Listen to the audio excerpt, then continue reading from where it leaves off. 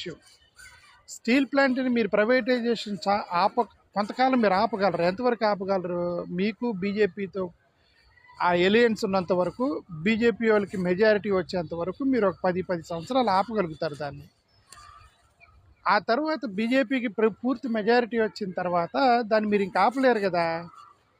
మీరు దాన్ని ప్రైవేటైజేషన్ ఆపకుండా ఉండాలంటే మీరు ప్రైవేటైజేషన్ చేయట్లేదు, మేము స్టీల్ ప్లాంట్ని బతికిస్తాము తరతరాలుగా అంటే దాని సిమ్టమ్స్ వేరుగా ఉంటాయి. ఈ సిమ్టమ్స్ ఎలా ఉంటాయి?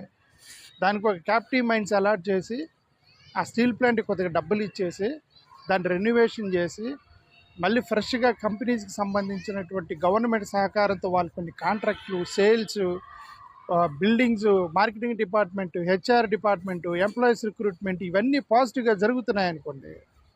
పాజిటివ్గా జరుగుతుంటే ఇది ఎస్ఎస్ స్టీల్ ప్లాంట్ని కాపాడారు, పాజిటివ్గా మూవ్ అవుతుంది అని అనుకోవచ్చు. మీరు ప్రస్తుతానికి మీరేం చేస్తున్నారు? ప్రైవేటైజేషన్ ఆపండి అంటున్నారు. వాళ్ళు కొంతకాలం ప్రైవేటైజేషన్ ఆపుతారు. సరే ఆపుతారు. ఈలోపు అది చచ్చిపోతూ ఉండిద్ది స్లోగా. ఓకే, వాళ్ళు చంపరు, అదే చచ్చిపోతూ ఉంటుంది. క్యాప్టివ్ మైండ్స్ లేకుండా స్టీల్ ప్లాంట్ ఎలా రన్ అయ్యిద్ది? డబ్బులు లేకుండా ఎలా రన్ అయ్యిద్ది? మార్కెటింగ్ డిపార్ట్మెంట్ సరిగ్గా పని చేయకపోతే ఎలా రన్ అయ్యిద్ది? ఎంప్లాయీస్ని వేరే దగ్గరికి పంపిస్తాను ఎలా రన్ అయ్యిద్ది?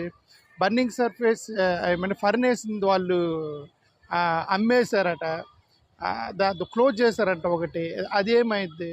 సో ఇవన్నీ కూడా ఏంటంటే నెగిటివ్ సిమ్టమ్స్ ఇవి. నేను అందుకే గవర్నమెంట్ని అడిగేది ఏంటంటే, గవర్నమెంట్ ప్రైవేటైజేషన్ ఆపుతాం అనే దాన్ని టార్గెట్ పెట్టుకుంటే మీరు స్టీల్ ప్లాంట్ని సేవ్ చేయలేరు. If your target is to stop privatisation, you can't save the steel plant.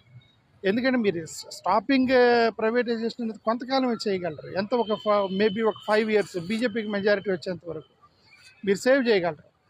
ఆ తర్వాత మీరు దాన్ని సేవ్ చేయలేరు. వాళ్ళ చేతిలో గవర్నమెంట్ ఉండి మీ అవసరం లేనన్న రోజు టప్ని తీసేస్తారు అంత.